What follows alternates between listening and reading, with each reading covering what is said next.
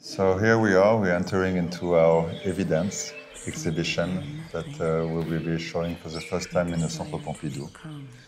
And entering the world that we've created together. Yeah, and this as a fragment of this collaboration in this world, all this ongoing conversation that we had over years after years. And this is just a little fragment here and there. From these conversations, they evolved into a continuing body of work. Yeah, and this is what was called initially albums, Perfect Vision, that for here, for Centre Pompidou, became evidence. Evidence of our process together and apart, but yet we're always together, right? Yes. Okay. And also the idea of how the one who will enter into this space will be also part of the process. So it was the idea also of sharing this process. Yes, which is why we work. So come with us and we'll enter the world of evidence. Well, this is the world that we're offering. We're passing by my little atelier. It's the red earth of Mexico. I've made pigments and done some drawings. So it's merely my little workspace. This some also other evidence of Domal love for the mountain, for the climbing. Those stones were collected around the Alp mountain where he climbed still up to the 40s. Raw cut mineral, powerful. And in the background are videos, film that Stefanos shot in various places. They're all, again, small fragments of evidence of moments that are connecting also with the sound. Moment that when you do field recording and you have those beautiful sounds that just come up briefly and disappearing, visible, invisible. On the right, we have our living peyotes, spirits. Tomé peyote in Mexico. It's beautiful because the stone from the mountain for Dumal, the wood from Harar in Ethiopia for Rimbaud, and the red earth and the peyote for Artaud. So we have earth and stone and wood, but also the living aspect of nature, which is the peyote that is growing now. It is alive. So we have, these elements that are not dead, but eternal, like rock, the side of a mountain. But here, the earth, which is full of nutrients, and the peyote, which is growing. And the peyote it's a sacred plant, and it was used by Artaud for healing and for expanding his consciousness.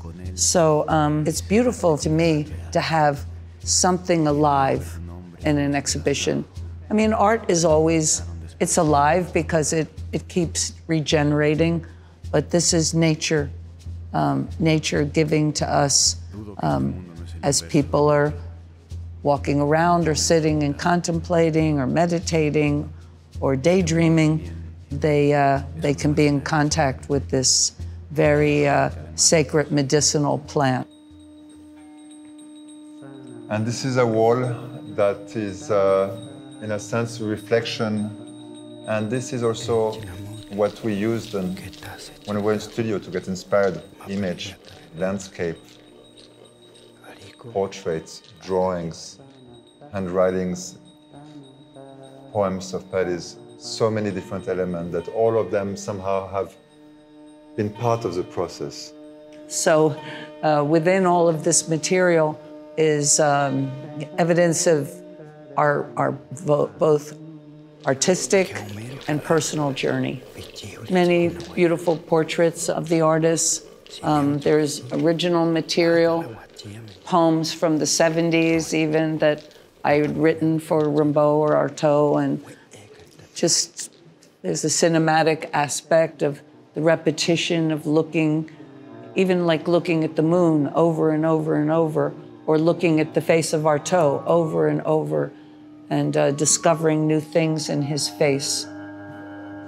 And here we have some original work. This was lent to us by the Museum of Modern Art in New York, and it's a drawing I did in the 70s, which is emergence of a visual form in poetry. Again, another drawing I did that reflects my more visceral love of Rimbaud.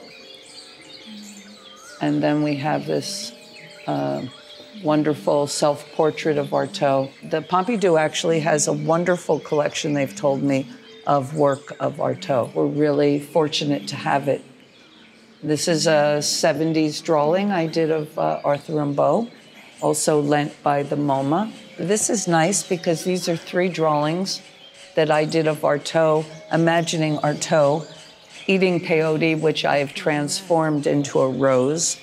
There's many, many correspondences in this exhibition, some purposely, some we didn't even realize, and that we're continually discovering or rediscovering.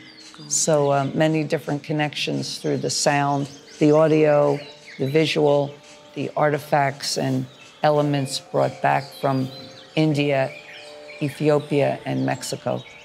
And I think the spectator will find his own resonance and correspondence by moving and triggering different sound and being able to do his own connection, his own free association, and hopefully enter into this creative process, into this third mind.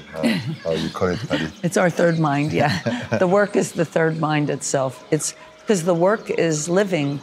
It's a beautiful thing because we both, you know, our communication is very strong, and I'm very proud and happy that it has, together we have begot all this work.